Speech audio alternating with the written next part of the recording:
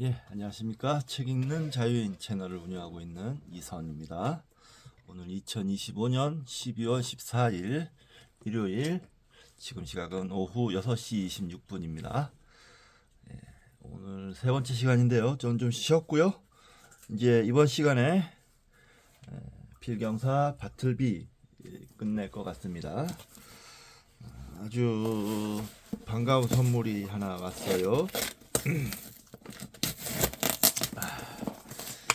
그 영만 형님께서 제가 열심히 책을 읽고 있는 모습을 지켜보고 계시는데, 제 목이, 이 책을 읽다 보면 제 목이 좀 많이 목소리가 갈라진다고 가래가 껴서 그런 말씀을 하시면서 용각산을 좀 먹어보라고 하셨는데, 제가 자꾸 까먹고 용각산을 못 샀거든요. 그랬더니 직접 사서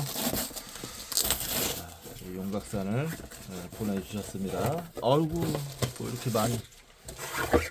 아, 아이고야, 엄청나게 많이 보내셨네요. 꼼꼼하게 싸가지고. 아이고, 이렇게 용각산 쿨 이것도 있고요. 용각산 이거는 홍삼정. 아이고, 이거 참. 아, 고맙습니다. 잘 먹겠습니다, 형님. 아, 홍삼까지 보내셨어요. 케어프리 유산균 다이어트. 이야, 아이고, 형님 너무 고맙습니다. 잘 먹겠습니다. 감사합니다.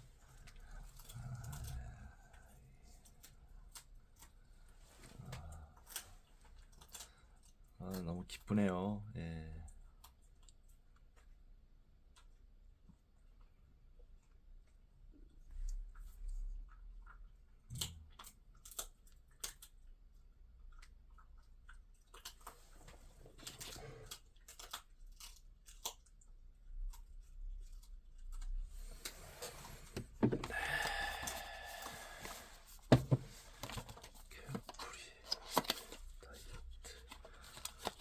이 용각산이군요.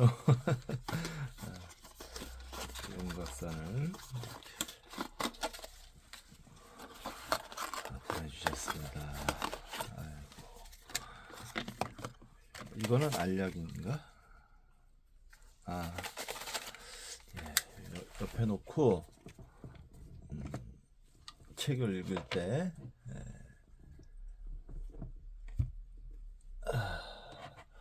가래가 끼게 되걸랑 먹도록 하겠습니다. 형님, 감사합니다. 영만 형님, 잘 먹겠습니다. 자, 이렇게 주셨으니까 먼저 용각산을 하나 먹고 한 숟갈 먹고 시작하겠습니다. 가래가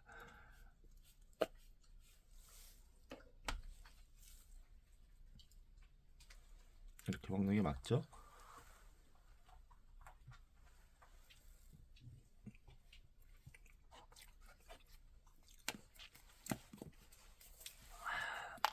아우, 맛있다. 네, 맛있습니다. 목소리 상태가 확실히 좋아진 것 같습니다. 자, 이번 시간 필경사 바틀비 마지막 시간이 될 것 같습니다. 자, 시작하겠습니다. 72조. 또 이런 일도 있었다.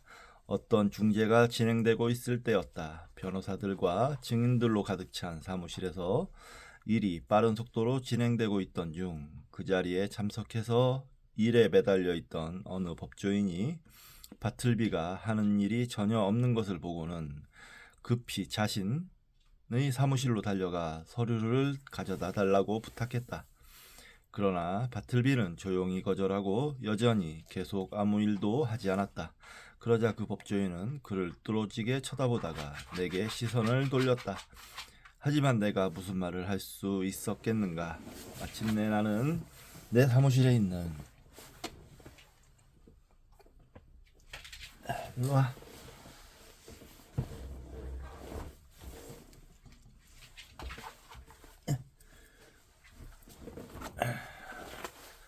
내 사무실에 있는 이상한 인물에 관해 아연해하는 수군거림이 내가 직업상 아는 사람들 사이에 떠돈다는 것을 알게 되었다. 이 때문에 나는 몹시 걱정이 되었다. 그리고 어쩌면 결국 그가 명이 길어서 내 사무실을 계속 점유하면서 내 권위를 부인하고 방문객들을 당혹해 하고 나의 직업적 명성을 훼손하고 사무실 전체에 어두운 그림자를 드리우고 의심을 할 바 없이 하루에 50센트밖에 쓰지 않으면서 저축한 돈으로 최후까지 연명할 것이라는 생각.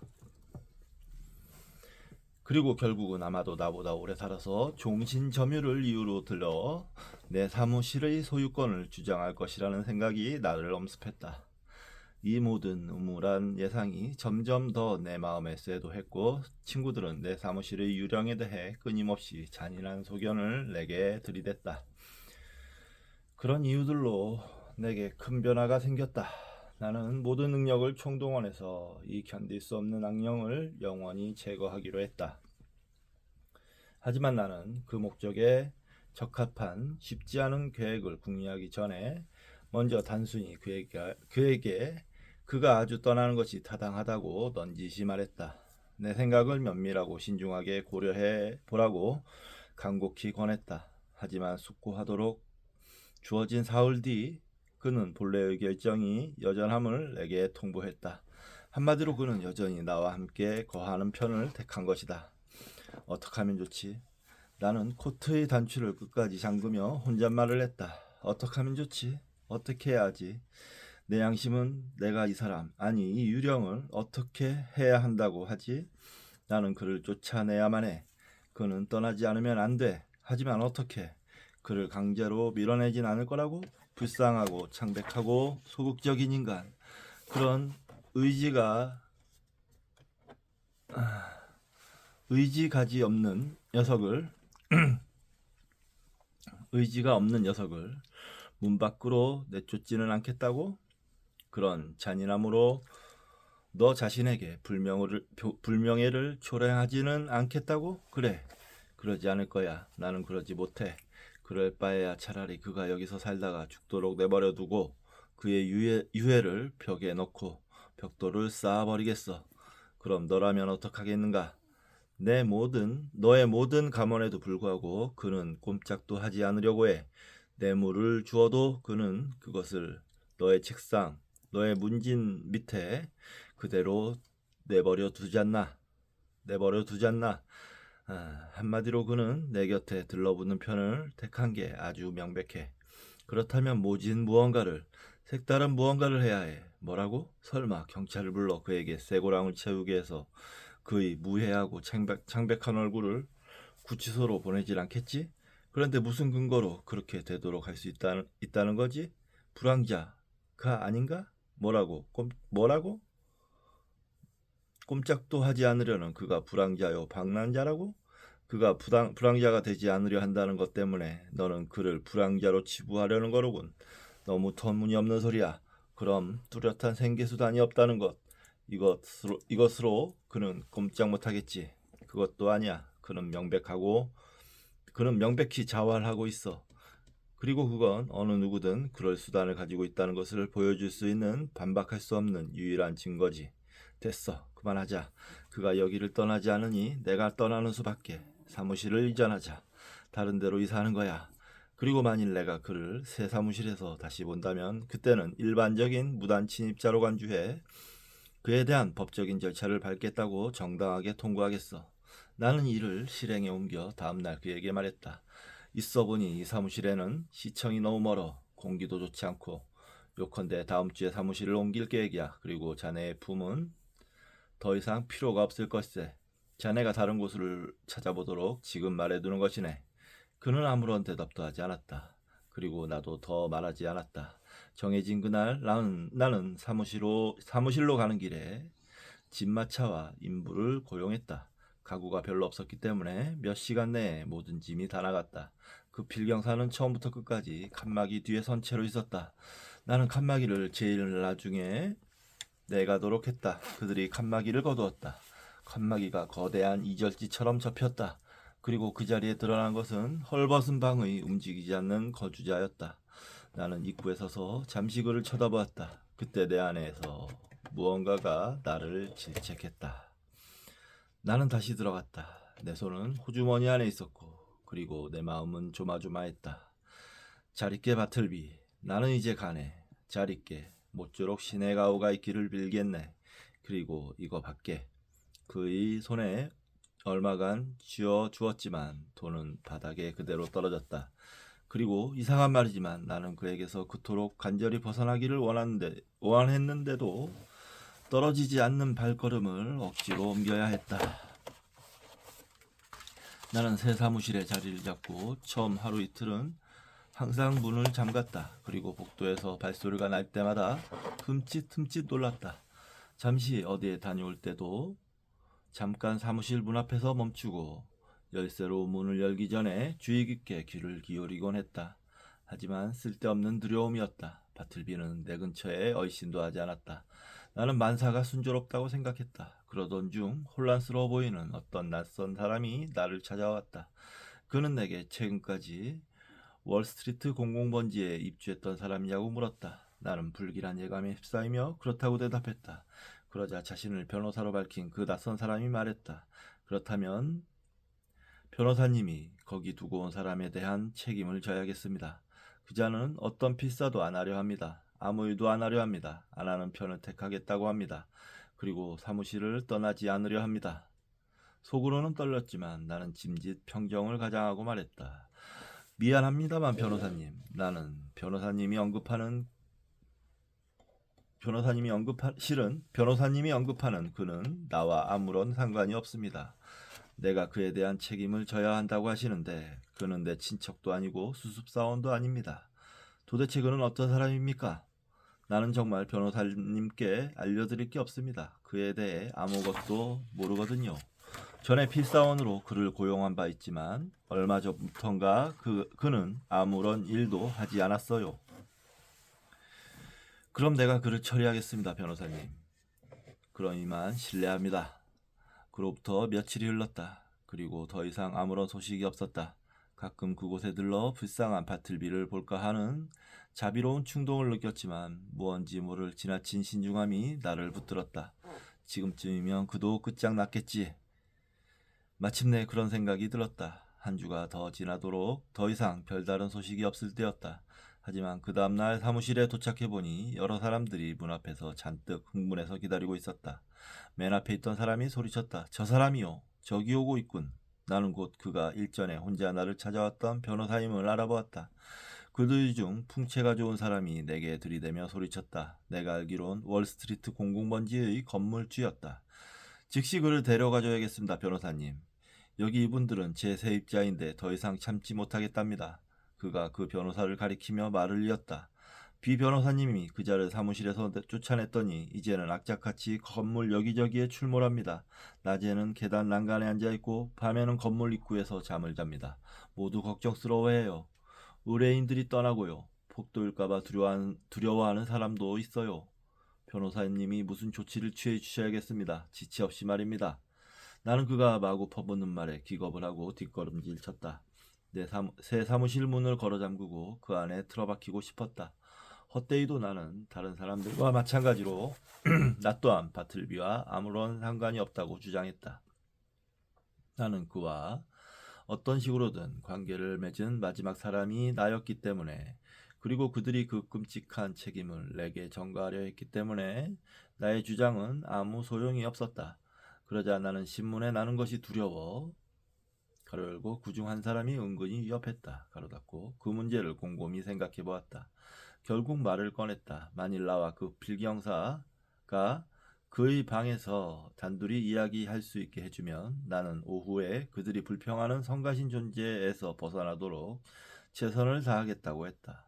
나의 옛 근거지로 올라가는데 층계참의 난간에 바틀비가 조용히 앉아 있었다.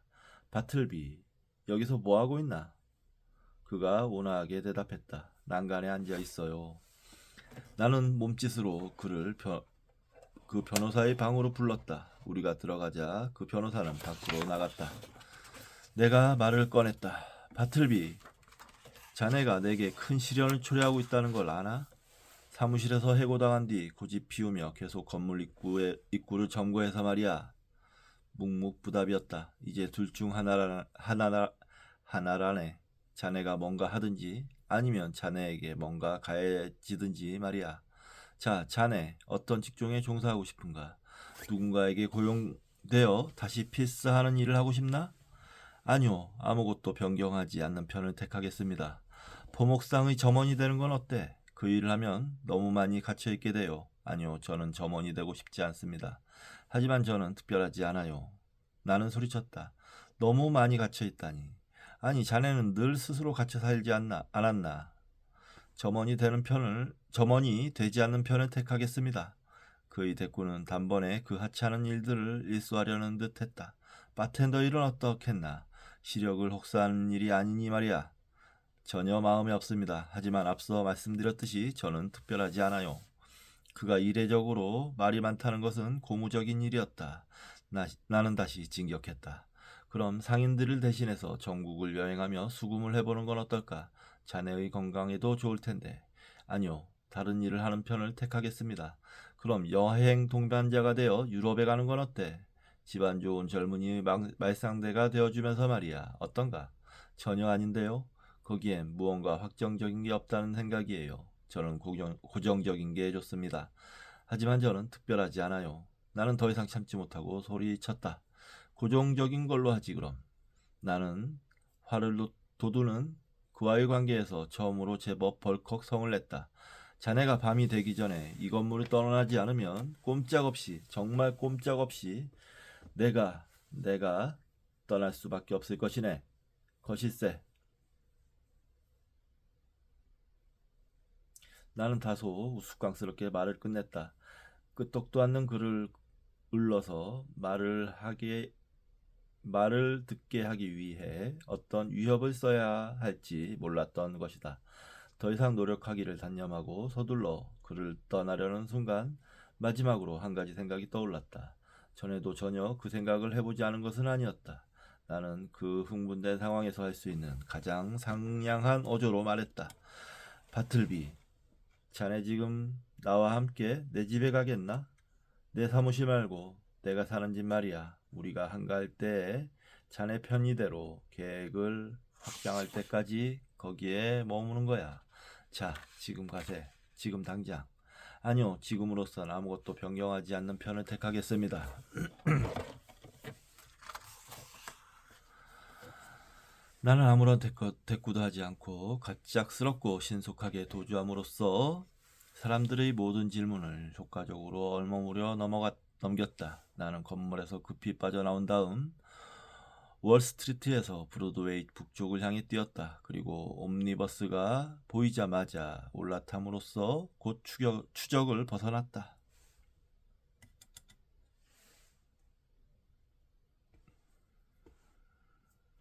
나는 평정을 되찾자마자 내가 할 수 있는 일은 다 했다는 것을 똑똑히 인식했다. 건물주와 세입자들의 요구에 대해서도 그렇고 바틀비에게 도움이 되고 그를 폭력적인 박해로부터 보호해주고자 한 나 자신의 욕구와 의무감에 대해서도 그랬다. 나는 이제 완전히 걱정을 떨쳐버리고 평정을 찾으려 노력했다. 나의 양심은 내가 그런 시도를 한 것이 옳다고 했다. 실제로는 내가 바랐던 대로 성공하지 못했지만 말이다. 다시 그 격앙한 건물주와 격노한 세입자들이 나를 찾아낼까 너무 두려운 나머지 나는 내 일을 니퍼스에게 넘겨주고는 며칠 동안 로커웨이를 타고 뉴욕시의 북부와 그 주변 지역을 돌아다녔다. 강을 건너 저지시티와 보호컨을 가보았고 맨하튼빌과 에스토리아를 도망자처럼 스쳐 지나갔다. 사실 나는 그 당시 로코웨이에서 살다시피 했다. 다시 사무실에 나가 보니 웬걸 그 건물주로부터 온 편지가 책상 위에 놓여 있었다. 나는 떨리는 손으로 열어봤다. 그 편지를 쓴 사람이 경찰을 불러 바틀비를 불황자 취급해 툼스 구치소에 보내게 했다는 통지였다. 게다가 내가 누구보다도 그에 대해 많이 알고 있으므로 그곳에 출두해서 적절하게 사실을 진술해 주기를 바란다고 했다. 이 소식은 내게 상반된 영향을 미쳤다. 나는 처음에는 분개했지만 결국은 거의 인정했다. 건물주는 활동적이며 생각보다 행동이 앞서는 기질로 내가 결정하지 못했을 절차를 택했다. 하지만 그런 특수한 상황에서 그것은 최후의 수단으로서 유일한 아닌 듯 했다. 나중에 알게 된 사실이지만 그 불쌍한 필경사는 툼스 구치소로 연행되어야 한다는 말을 듣고도 전혀 저항하지 않고 생기도 없고 동요도 없는 그 특유의 태도로 그들을 조용히 따랐다. 동정심이나 호기심이 동한 구경꾼들도 그 자리에 함께 있었다. 경찰 중 한 명이 바틀비의 팔짱을 끼고 앞섰다. 침묵의 행렬이 종대를 지어 정오의 소란스런 대로의 온갖 소음과 열기와 환희를 헤치며 나아갔다. 통지를 받은 그날 나는 툼수고치소로, 좀 더 정확히 말하자면 법원으로 갔다. 담당 경찰을 찾아 방문 목적을 밝히자 내가 묘사한 사람이 실제로 그 안에 있다고 알려주었다. 그래서 나는 그 관리에게 보증하기를 바틀비가 정치의 모를 배짜이긴 하지만 더할 나위 없이 정직한 사람이며 크게 동정받아 마땅하다고 했다. 나는 내가 아는 모든 것을 이야기했다. 그리고 무언가 덜 가혹한 조치가 취해질 때까지 가로 열고 사실 그게 잘 모르지만 가로 닫고 최대한 관대하게 구금해줬으면 한다는 생각을 넌지시 비치면서 말을 마쳤다. 하여튼 아무것도 결정될 수 없을 경우에는 구빈원이 그를 받아야 했다. 그리고 나서 나는 면회를 요청했다. 바틀비에게 수치스러운 혐의가 있는 것도 아니고 그의 모든 태도가 매우 차분하고 해가 없었기 때문에 그들은 그가 감옥 안을 특히 벽으로 둘러싸이고 잔디로 덮인 작은 앞마당을 자유로이 다니도록 내버려 두었다. 나는 그곳에서 그를 찾았다. 그는 마당에서 가장 조용한 곳에 혼자 서 있었다. 그의 얼굴은 높은 벽을 향해 있었다. 사방에 있는 간방 창문의 좁은 틈새로 그를 응시하는 살인범과 절도범들의 눈이 보인 것 같았다. 바틀비, 그가 돌아보지 않고 말했다. 나는 당신을 알아요. 당신과 아무 말도 하고 싶지 않아요. 나는 그의 대답에서 은연히 드러나는 불신에 가슴을 애는 아픔을 느끼며 말했다. 바틀비, 자네를 이곳에 오게 한 건 내가 아니네. 그리고 자네에게는 이곳이 그렇게 고약한 곳은 아닐 거야. 내가 있었다고 해서 자네에게 어떤 수치스러운 꼬리표가 따라다니는 건 아닐세. 여기 있었다고 해서 자네에게 어떤 수치스러운 꼬리표가 따라다니는 건 아닐세. 보게, 사람들이 혹 생각하듯 그리 형편없지 않아. 자, 저기 하늘이 있고 여기 잔디가 있지 않은가?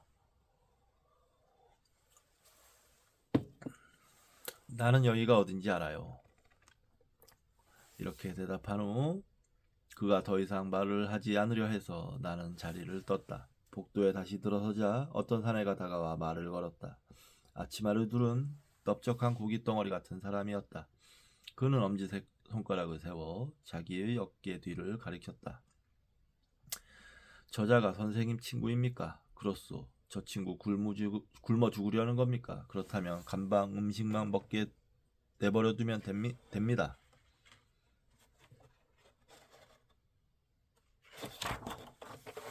나는 그런 곳에서 비공식적인 말을 하는 사람을 어떻게 봐야 할지 몰라서 물었다. 당신은 누구요? 취사 담당입니다. 여기에 친구가 있는 신사분들은 저를 고용해서 그들에게 좋은 음식을 제공해 주도록 하죠. 그래요? 내가 교도관을 돌아보며 물었다. 교도관이 그렇다고 했다. 나는 취사 담당의 손에 얼마간 은전을 쥐어주며 말했다. 그렇다면 저기 내 친구에게 각별히 신경 써주기 바라오. 그에게 줄 수 있는 가장 좋은 식사를 부탁하오. 그리고 그에게 최대한 공손해야만 하오.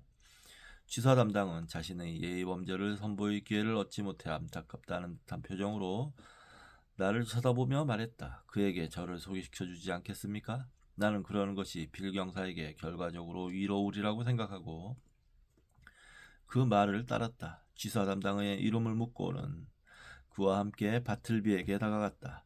바틀비, 여기에는 커틀리치 씨라고 하네. 지내다 보면 자네에게 도움이 될 걸세. 취사 담당이 앞치마 뒤로 허리를 깊숙이 숙여 인사하며 말했다. 당신의 종이요 선생, 당신의 종이라오. 여기 있는 동안 유쾌한 시간이 되시길 바라오. 넓은 마당도 있고 시원한 방도 있고 가급적 편하게 지내면서 말이오.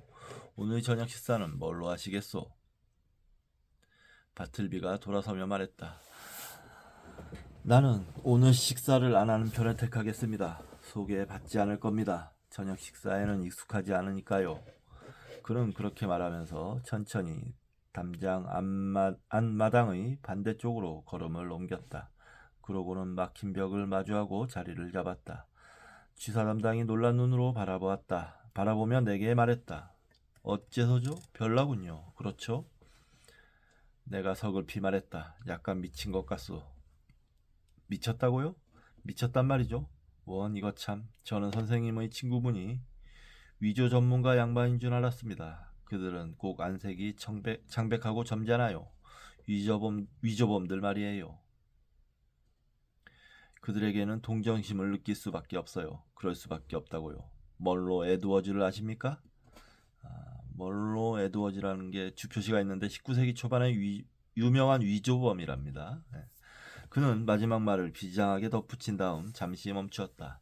그런 다음 동정하듯 자신의 손을 내 어깨에 얹으며 한숨을 쉬었다. 그자는 싱싱 감옥에서 100여핵으로 죽었습니다. 그러니까 멀로와 아는 사이가 아니시라고요? 그렇소. 나는 그 어떤 위조범과도 어울린 적이 없소. 여기서 더 지체할 수 없소이다. 저기 내 친구를 돌봐주시오. 손해보지는 않을 것이오. 다시 봅시다. 그러고 나서 며칠이 지났다. 나는 툼수고치소의 면회 허가를 받았다. 그리고 바틀비를 찾아 복도를 돌아다녔다. 그러나 그는 보이지 않았다.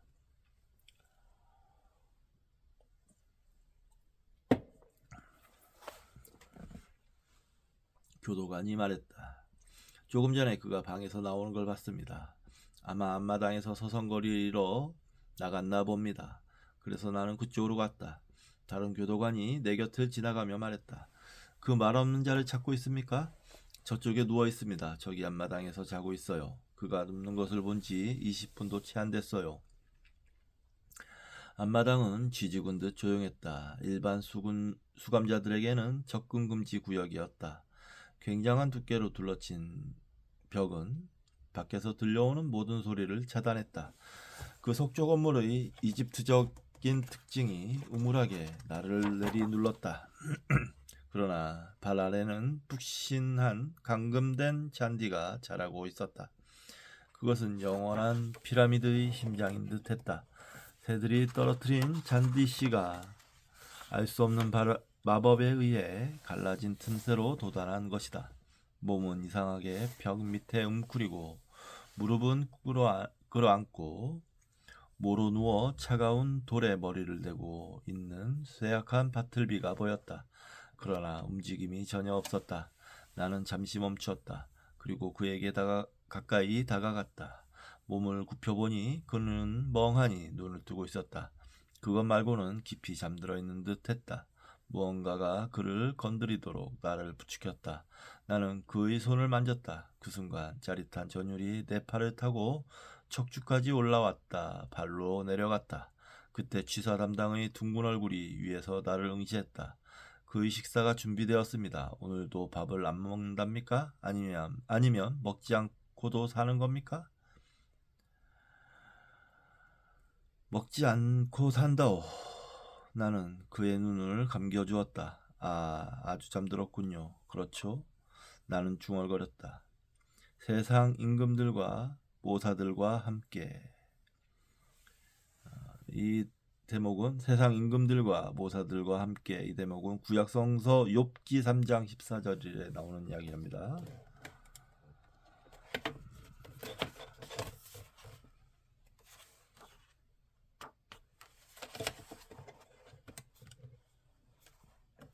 이제 이 이야기를 계속할 필요가 없어 보일 것이다.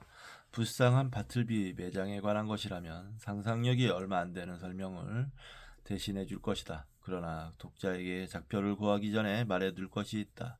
이 짧은 이야기에 흥미를 느끼고 만일 독자들이 바틀비가 어떤 사람이었는지 그리고 내가 그를 알기 전에 그가 어떤 삶을 살았는지에 대한 호기심이 들었다면 내가 해줄 수 있는 유일한 대답은 나도 그런 호기심을 10분 공유하지만 전혀 충족시킬 수 없다는 것이다. 그렇지만 여기서 한 가지 하찮은 소문을 밝혀야 할지 모르겠다. 그 필경사가 죽고 몇 달 후에 들은 이야기이다. 어디에 근거를 둔 것인지 확인해 보지 못해서 그것이 어느 정도 사실인지 지금으로선 말하기 힘들다. 그러나 내가 볼 때 이 소문은 슬픈 이야기지만 중요한 무언가를 시사하는 바가 없지 않아 있었던 만큼 다른 사람들이 볼 때에도 그럴지 모른다. 소문은 이렇다. 바틀비는 워싱턴의 사서 우편물 계급의 하급 직원이었는데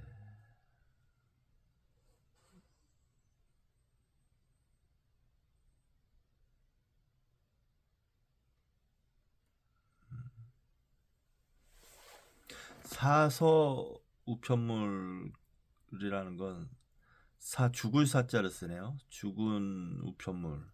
데드레터 주표시가 있어요. 그 글자의 뜻은 죽은 편지로 현재는 지역에 따라 배달불능 우편물로 칭한다. 발신자나 수신자의 주소가 잘못 기재되었거나 제대로 기재되었어도 양쪽이 이사를 가거나 사망을 한다든지 해서 반송도 되지 못하는 우편물을 말한다. 바틀비는 워싱턴의 사서 우편물 계급 직원이었는데 관련 행정기관에 뭔가 변경되는 게 있어서 갑자기 해고를 당했다. 이 소문을 곰곰이 생각할 때 나를 엄습하는 감정은 제대로 표현할 길이 없다. 사서라. 사자처럼 들리지 않는가? 날 때부터 그리고 운이 나빠서 창백한 절망에 빠지기 쉬운 사람을 상상해보면 끊임없이 사서를 취급하고 분류해 불태우는 것보다 그 절망을 키우는 데 적합해 보이는 일이 또 어디에 있겠는가. 그 우편물들은 매년 대량으로 소각된다. 창백한 직원은 이따금 접힌 종이들 사이에서 반지를 가려내기도 한다. 그 반지가 끼워져야 했을 손가락은 어쩌면 무덤 속에서 썩고 있을지 모른다. 누군가가 즉각적인 자선을 베풀어 발송한 지폐가 나오기도 한다. 그것으로 구제를 받았을 사람은 더 이상 먹지도 배고파하지도 않는다. 절망하며 죽은 자들에게 용서를, 희망이 없는 상태에서 죽은 자들에게 희망을, 구제없는 재난에 질식해 죽은 자들에게 희소식을 전하는 편지가 나오기도 한다. 생명의 심부름을 하는 금편지들은 급히 죽음으로 치닫는다. 아, 바틀비여. 아, 인류여.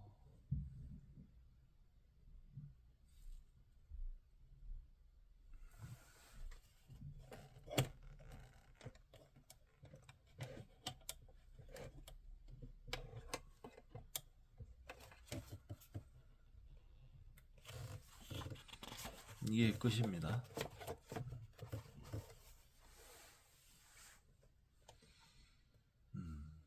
좀 멍하네요.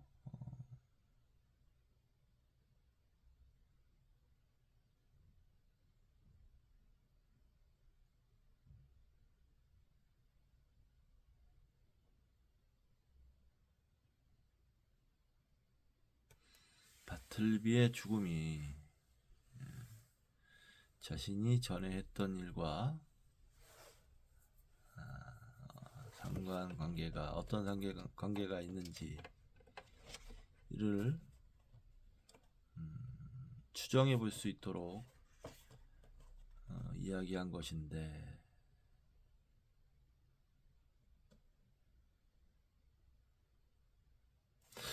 좀 생각을 좀 해봐야겠습니다.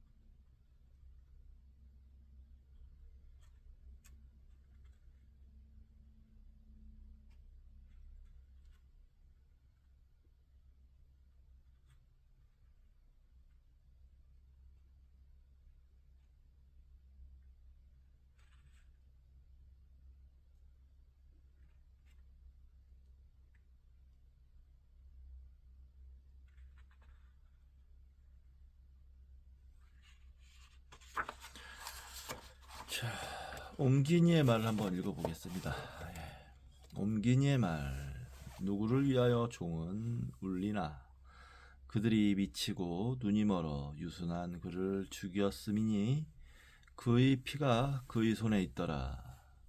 강한 자가 눈물을 보이며 대지의 관보가 드리우고 사람들이 울음으로 철권을 드러내노니 사람들의 울음으로 철권을 드러냄을 조심할지라. 허먼 멜빌 순교자에서 자체로서 일체적인 완전함을 갖춘 섬과 같은 사람은 없습니다. 모든 인간은 대륙의 한 조각, 본체의 일부분일 뿐입니다. 그 사람이 어떤 사람이든 다른 사람의 죽음은 나를 축소시킵니다.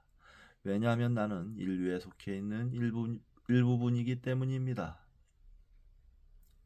그러므로 조종이 누구를 위해 울리는지 알려하지 마십시오. 그것은 당신을 위해 울리는 겁니다. 존 던 묵상록에서. 자, 봅시다. 어떻게 해설하고 있는지. 저는 이 어떤 강한 이 문명 비판의 메시지를 사실은 좀 그런 메시지가 좀 읽히는데요.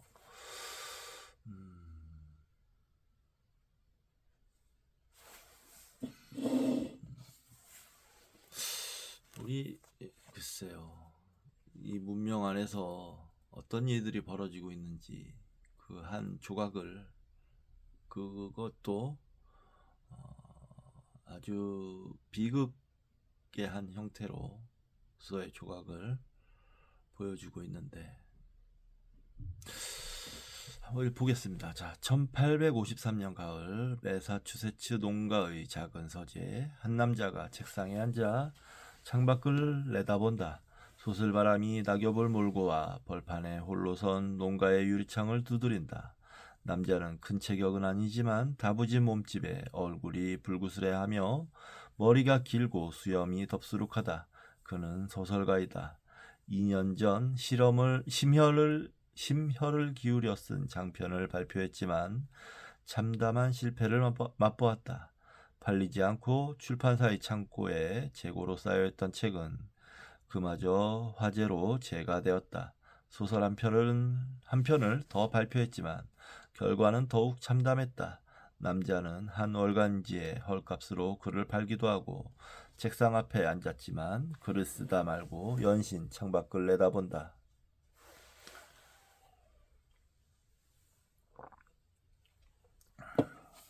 태어난 지 몇 달 되지 않은 갓난아이의 울음소리가 들린다. 4살 먹은 아들은 밖에서 혼자 놀고 있고 아내는 겨울 준비에 여념이 없다. 농장은 장인에게서 빌려 마련한 것이다. 생계를 꾸릴 일이 막막하다. 창밖의 나무가지 사이로 하늘을 응시하던 그의 마음은 어느새 바다로 향한다. 그리고 문득 자신이 쓴 소설 속 인물들 가운데 서 있는 자신의 모습을 본다. 이들은 무사람들이다. 평일에는 상점이나 공장, 사무실 등 외넓고 회반죽 친 벽 안에 갇혀 계산대나 작업대, 책상에 꼼짝없이 붙들려 있는 사람들이다. 흠칫하며 공상에서 깨어난 그는 사람들이 뉴욕 맨하튼의 남쪽 부둣가에 나와 바다를 응시하는 모비딕의 도입부를 머릿속에서 몰아내려 애쓴다. 한편으론 아이의 울음소리에 귀를 막고 또 한편으론 농장 일에 대한 의무감을 잊으려 했으며 잡지에 기고할 중편 소설에 집중하는 가운데 잠시 돈 걱정을 잊는다. 그렇게 완성된 글은 그의 11월과 12월 2번에 걸쳐 뉴욕의 퍼트넘스 맨슬리 매거진에 실린다. 그는 바로 허먼 멜빌이며 모비딕, 빌리버드와 함께 멜빌의 3대 걸작으로 꼽히는 필경사 바틀비는 이렇게 탄생한 것이다. 필경사 바틀비는 처음 잡지에 실렸을 때 반응이 좋아서 1856년에 다른 중단편 5편과 함께 회랑 이야기라는 제목의 단편본으로 묶여 출간되었다. 이 단행본은 전작과 달리 호평을 받았지만 멜빌의 경제적 공경을 해결해 주지는 못했다. 저는 불과 몇 년 전에야 발육하기 시작했습니다. 마치 이집트의 피라미드에서 발견된 씨앗과 같습니다. 3000년 동안 한 알의 씨앗에 불과했지만 영국 땅에 심겨 발아야 하여 푸른 초목으로 성장하고는 죽어 흙으로 돌아간 씨앗 말입니다. 25살까지만 해도 저는 땅에 심기기 전의 그런 씨앗처럼 발육하지 못했습니다. 멜빌이 32살에 15살 손위인 러데이널 호손에게 쓴 편지이다. 편지 속 씨앗에 대한 비유는 필경사 바틀비의 결말에 나오는 이집트, 그리고 죽음, 절망 같은 구치소에 새들이 떨어뜨린 잔디씨, 그리고 생명, 희망과 무관해 보이지 않는다. 이 비유에는 죽음 또는 절망 속에서 생명 혹은 희망을 보고 싶어 했던 멜빌의 심리가 반영되어 있을 터이다. 12살의 아버지를 잃은 후 온 가족이 경제적으로 친지의 도움에 의지해야 했기에 멜빌로서는 전작의 실패로 궁지에 몰려 필경사 바틀비 지필에 매달려야 했던 1853년 가을이 유독 힘들었을 것이다. 모비딕이 사서처럼 대량으로 소각된 탓에 그가 생명의 심부름을 해야 할 자신의 또 다른 글들이 이번에도 급히 죽음으로 치달을까봐 두려워했을 거라는 걸 짐작하기는 어렵지 않다. 따라서 모비딕의 실패와 후속작의 혹평에 대한 기억이 여전히 생생한 때 왜 얽고 회반죽 친 벽 안에 넋을 잃은 사람처럼 창밖을 응시하며 책상에 꼼짝없이 붙들려 헐값에 글을 써야 했던 멜빌의 펜끝에서 필경사 바틀비가 태어난 것은 필연이었는지도 모른다. 필경사는 복사기가 없던 당시에 필사를 하고 글자 수대로 돈을 받던 직업이다. 그러나 1828년 팝 웹스터 영어 사전을 보면 워너 스크리베너는 글 쓰는 사람 혹은 계약서나 기타 문서를 작성하는 일이 직업인 사람으로 정의되어 있다. 전자의 의미가 구체적으로 작가나 소설가를 가리키지는 않지만 멜빌의 인생을 조금이라도 아는 독자는 바틀비에게서 글을 보기도 할 것이다. 누구를 바틀비의 모델로 담았냐에 대해서는 다양한 해석이 있지만 몇몇 평론가들은 워싱턴 어빙, 에드거 앨런 포, 랠프 월도 에머슨 등과 같은 동시대 작가라고 말하기도 한다. 멜빌이 19세기 작가라는 데서 연유하기도 하겠지만 멜빌의 글에는 해석하기 까다로운 표현들이 유난히 많다. 갈목할 만한 멜빌의 전기를 저술한 컬럼비아 대학의 앤드루 델벤코는 멜빌이 언어 실험을 한 작가라고 말한다. 구태의연한 글을 쓰지 않고 혹은 기존의 어휘나 용법을 답습하지 않고 한 단어 한 단어 음미하듯 다루었다는 것이다. 당시 미국, 특히 뉴욕은 급격히 변모하고 있었고 영어의 어휘 역시 살아 움직이듯 새로운 가능성을 모색하고 있었다. 한 예로 피티풀이라는 단어는 동정심이 많은 이라는 의미로만 쓰이다가 가련한, 무력한, 하찮은과 같은 새로운 의미를 띠게 되었는데 멜빌은 그런 조류에 늘 관심을 기울이며 연금술사처럼 새로운 의미를 조합해 자기만의 표현을 실험하려 부단히 노력했다. 이 책에서 안 하는 편을 선택하겠다 라고 번역한 I prefer not to는 일상에서 많이 쓰이거나 작품 속에서 바틀비가 이 말을 하는 상황에서 예측할 수 있는 표현이 아니다. 그럼에도 그는 이 말을 반복한다. 일을 하고 싶지 않다는 게 아니라 다시 말해 어떤 행위를 부정한다기보다 그 행위가 기정사실화된 현실 자체를 부정하는 것이며 또한 이것을 하지 않는 편을 선택한다는 것이다. 즉 하지 않음의 가능성과 이에 대한 선택, 이 두 가지를 긍정하는 것이다. 그래서 그 말에는 부정의 선택, 그리고 선택할 권리의 주장을 강조하려는 작가의 의도가 담겼다고 볼 수 있다. 조르조 아간반의 벤에 의하면 안 하는 편을 선택하겠다는 바틀비의 말은 존재하거나 행동할 잠재성과 존재하지 않거나 행동하지 않을 잠재성 사이에 있는 일종의 비무장지대를 개방하는 것이기도 하다. 필경사 바틀비에는 전체적으로 죽음이 배경처럼 깔려있다. 성벽처럼 월스트리트에 실제로 높이 세워졌던 벽, 사무실의 벽, 고층 건물의 외벽, 구치소의 벽, 이 모든 벽들로 둘러싸인 곳의 바틀비는 유령과 시체처럼 묘사된다. 그는 묵묵히 창백하게 기계적으로 필사한다. 유령처럼 건물 여기저기에 출몰한다. 주검같이 매겁고 침울한 그의 대답은 안 하는 편을 선택한다. 그렇다면 바틀비의 말은 죽음의 잠재성과 생명의 잠재성에 동시에 접해 있는 것으로 볼 수도 있을 것이다. 이처럼 필경사 바틀비는 여러 철학적 논의에 동원되기도 한다.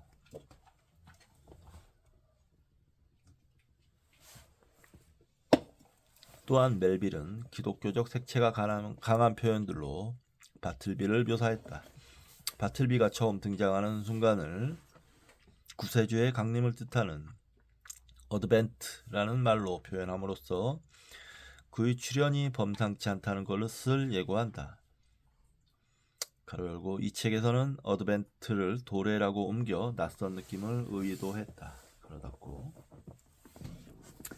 변호사가 이기적인 자본주의, 억압적인 법률과 질서, 합리주의 등이 지배하는 세상을 상징한다면 바틀비는 기존 질서에 순응하지 않고 고정관념을 깨트리며 새 계명을 너희에게 주노니 서로 사랑하라며 인류에게 사랑을 일깨우기 위해 도래한 그리스도를 나타내는 것이다. 이런 관점에서 볼 때 바틀비는 변호사에게 형제애 또는 사랑을 생각하게 함으로써 구원의 가능성을 열어주었으며 가로 열고 그러나 변호사가 구원에 이르리라는 암시는 없다. 가로 닫고 그로 하여금 아 인류여 라는 수수께끼 같은 말을 내뱉게 한다.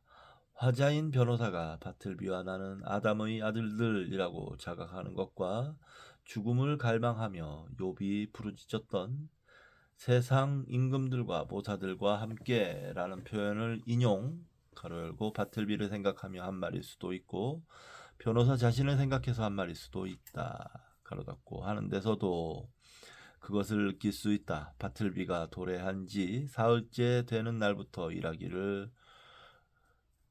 거부하기 시작한 점 또한 소홀히 보아 넘길 수 없다. 한편 멜빌은 바틀비 외의 다른 인물들이 사용하는 어휘나 어법 하나하나에도 인물의 성격을 담는다. 이 소설의 화자인 변호사는 자화자찬을 하면서도 존 제이컵 에스터의 의뢰를 받지 못한 적은 없다라고 말하는 식으로 노골적인 느낌을 완화하는 이중부정의 어법을 즐겨 사용한다. 또한 자신의 일에 대해서는 소소한 일이라고 묘사한다. 당시 멜빌의 어휘를 구성했을 1828년 판 웹스터 사전은 어보케이션을 직업이라는 뜻으로 사용하는 것은 잘못된 용법이라고 못 봤고 취미생활과 같은 본업 이외의 활동이라고 정의한다. 이후 1913년 판에는 직업이라는 의미가 정식으로 등재되지만 이 글에서는 안락하고 평탄한 삶을 덕목으로 꼽는 화자가 자신의 직업적인 일을 소소한 일로 치부한다는 것을 표현하기 위해 1828년 판의 의미로 풀이하였다. 고용인 가운데 한 명인 터키의 일에 대해 서술할 때 사용한 아침 근무나 오후의 헌신, 아침 근무는 모닝 서비스, 오후의 헌신은 애프터눈 데보션스 같은 말도 기독교적인 색채를 띤 것으로 바틀비와 달리 체제에 복종적인 터키의 성격을 보여주기에 우리가 지금 흔히 쓰는 풀이를 취하지 않았다. 이외에 멜빌의 비유를 이해하기 위해 빠뜨릴 수 없는 것이 서양 문화에 대한 이해이다. 변호사 사무실이 있는 맨하튼의 월스트리트는 기원 후 106년 로마에 정복당한 페트라에 비유된다. 멜빌이 어렸을 때만 해도 10만에 불과했던 인구는 그가 죽을 당시 300만으로 증가했다. 멜빌은 급격히 국제화되며 하루가 다르게 고층 건물이 올라가는 대도시가 바틀비의 도래로 인해 위협받을 것으로 본 것인지, 그의 도래를 현대의 뉴욕이 폐허가 된 페트라의 운명을 밟을 전조라고 생각한 것은 아닌지 궁금증을 불러일으키는 부분이다. 또한 멜빌은 바틀비를 카르타고로 망명한 로마의 장군 마리우스에 비유하기도 한다. 도시를 폐허로 만들기에 바빴던 로마 장군의 모습으로서가 아니라 존 밴딜런이 그린 카르타고의 폐허 속에서 사색에 잠긴 마리우스를 연상한 듯하다. 변호사가 바틀비의 지속적인 파업에 어떻게 대응할지 난감해져 그를 해고하고 싶어 하지만 해고하지 못하는 이유를 찾아내는 부분에서는 키게로가 등장한다. 하지만 그랬더라도 실제로는 소속고로 만든 창백한 키게로 흉상을 내친다는 생각이 들었을 것이라며 결국 그를 해고하지 못한다. 바틀비는 또 변호사가 말하는 동안 그를 쳐다보지 않고 키게로 흉상의 시선을 고정한다. 키게로는 우정을 주제로 글을 쓴 로마의 법률가로서 변호사들이 존경하는 인물이었다. 화자는 키게로의 준엄한 구지짐을 의식하고 바틀비의 시선은 그것을 다시금 상기시켜주는 것이다.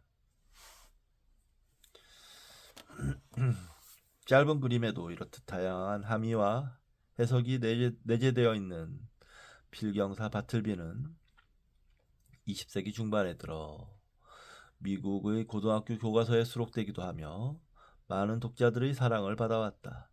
2001년에는 조너선 파커 감독의 바틀비라는 영화가 상영되기도 했다. 이 소설의 주제를 소외로 파악하는 사람들은 작품을 실존주의 부조리 문학의 기수로 여겼다. 모비딕에서 이스마엘이 바다를 응시하며 자아의 거울을 보는 것처럼 이 소설은 읽는 사람에 따라 프로테우스처럼 다양한 모습을 보여준다. 무엇을 원하느냐에 따라 얻는 것이 달라질 수 있다. 따라서 이 소설이 각종 이데올로기를 표방할 잠재성을 품고 있지만 어느 한 가지를 주장하며 그것이 전부인 양 취급하면 곤란하다. 고립과 소외, 산업화된 일터의 본질과 계급투쟁, 노동운동, 형제, 정신질환, 허무주의, 메시아론 등 다양한 논의에 사용될 수 있겠지만 그보다는 우선 낯설지만 강렬하면서 여운을 남기는 이야기 자체가 주는 감동에 우리 자신을 내맡기는 것이 옳을 것이다. 이 책은 1853년 퍼트넘스 먼슬리 매거진에 발표된 것이 아니라 1856년 단행본에 실린 것을 번역 저본으로 삼았다. 오늘날 두 텍스트가 모두 유통되고 있지만 후자를 선택한 것은 이 판본이 오자나 틀린 부분을 10여 군데 바로잡았기 때문이다. 멜빌이 직접 그 작업을 했다고 한다. 또한 단행본에서는 잡지에 실린 글의 문장 가운데 하나가 삭제되기도 했다. 초고를 마치고 바틀비의 운명에 나도 모르게 코끝이 시큰했다. 모쪼록 번역이 1차적 자위뿐 아니라 멜빌의 생각과 심상을 어느 정도 전하는 번역이 되기를 바란다. 끝으로 역자를 배려하고 존중하며 도움말을 아끼지 않은 문학동네 편집부에 고맙다는 말을 전하고 싶다. 2011년 3월 공진호.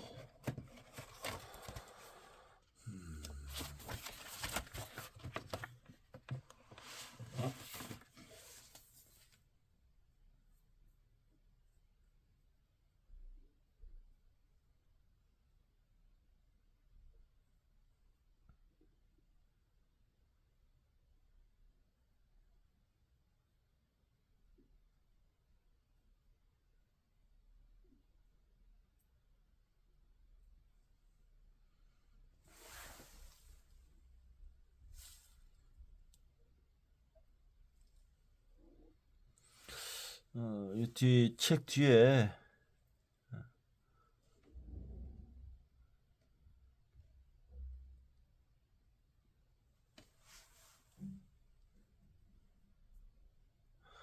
책 뒤에 좀 주목할 만한 비평이 있네요. 읽어보겠습니다. 읽고 나면 작품에 대한 생각으로 머리가 꽉 찬다. 바틀비라는 인간에 대한 생각으로 꽉 찬다. 그는 왜 그랬을까? 그는 늘 이렇게 말한다. 안 하는 편을 택하겠습니다. 그 말투를 계속 듣고 있다 보면 짜증이 나고 화가 난다.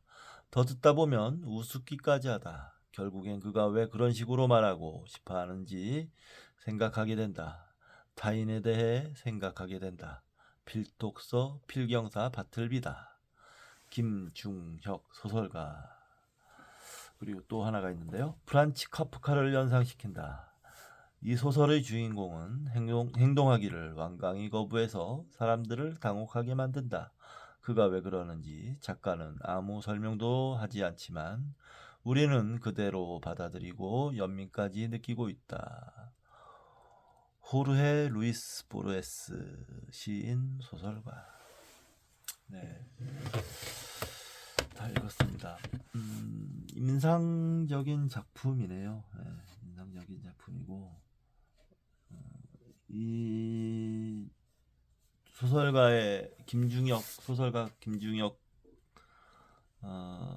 선생님의 말씀대로 저는 그 말에 좀 동감합니다. 읽으면서 이 사람이 왜 그럴까? 라는 생각이 많이 들더군요. 근데 그에 대한 설명은 없죠.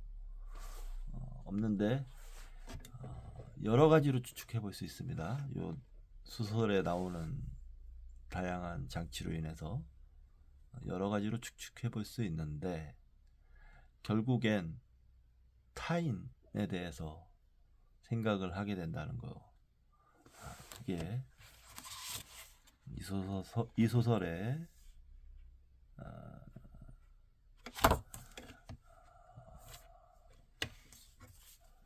가장 큰 특징이 아닌가라고 생각합니다.